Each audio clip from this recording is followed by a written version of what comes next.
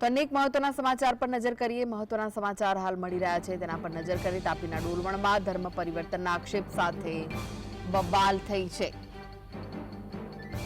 તો ગ્રામજનોના હોબાળા બાદ ઈસાઈ સમુદાયના લોકોએ પ્રાર્થના સભા છોડી દીધી।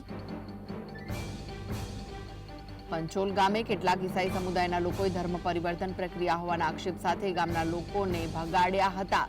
તો ડોલવણના પંચોલ ગામે એક ઘરમાં પ્રાર્થના સભાનો કાર્યક્રમ યોજવામાં આવ્યો હતો। તાપીના ડોલવણમાં ધર્મ પરિવર્તનના આક્ષેપ સાથે બબાલ થઈ હોવાના સમાચાર સામે આવ્યા છે।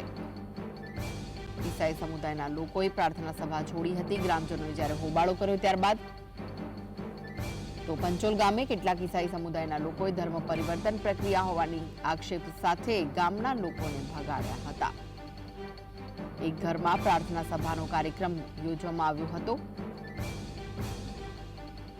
જ્યાં ધર્મ પરિવર્તનના આક્ષેપ સાથે બબાલ થઈ હતી।